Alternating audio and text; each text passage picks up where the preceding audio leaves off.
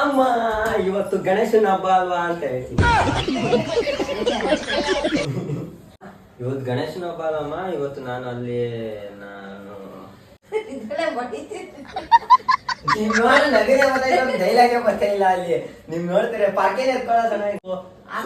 ಗಣೇಶ ಹಬ್ಬ ಅಲ್ವಮ್ಮ, ನನ್ನ ಫ್ರೆಂಡ್ಸ್ ಎಲ್ಲ ಅಲ್ಲೇ ಮಲ್ಕೊಳ್ತಾ ಇದ್ದಾರೆ. ನಾನು ಮಲ್ಕೊಳ್ಳೋಣ. ಗಣೇಶನ ಹಬ್ಬ ಅಲ್ವಮ್ಮ, ಇವತ್ತು ನನ್ನ ಫ್ರೆಂಡ್ಸ್ ಎಲ್ಲ ಅಲ್ಲೇ ಮಲ್ಕೊಳ ಅಂತ ಇದ್ದಾರೆ. ನಾನು ನಾನು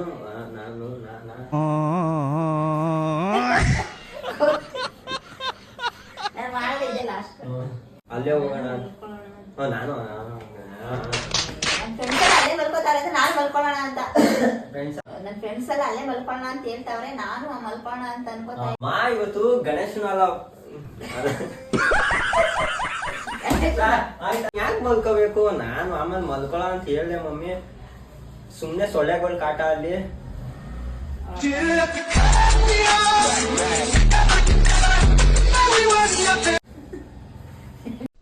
ಏನು ಅರ್ಥವೇ ಆಗ್ತಿಲ್ವೇ ಈ ಕೇಸು?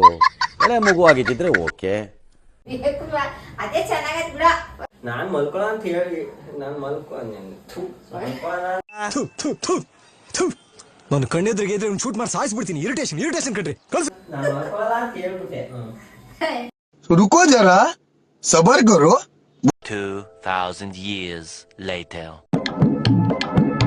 ಮಮ್ಮಿ ನಾ ಇವತ್ತು ಗಣೇಶನ ಹಬ್ಬ ಅಲ್ಲ ಮಮ್ಮಿ, ನನ್ ಫ್ರೆಂಡ್ಸ್ ಎಲ್ಲ ಹೇಳ್ತಾ ಇದ್ರು ಅಲ್ಲೇ ಮಲ್ಕೊಳ ಅಂತ. ಅದಕ್ಕೆ ನಾನು ಮಲ್ಕೊಳೋಣ ಅಂತ ಇದ್ದೆ.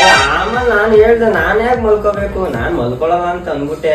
ಸುಮ್ನೆ ಯಾಕೆ ಬೇಕು ಸೊಳ್ಳೆಗಳ ಕಾಟ. ಅವ್ರಿಗೆ ಅಪ್ಪ ಅಮ್ಮ ಭಯನೇ ಇಲ್ಲ ಮಮ್ಮಿ, ನಾನು ತುಂಬಾ ಭಯ ಇದೆ.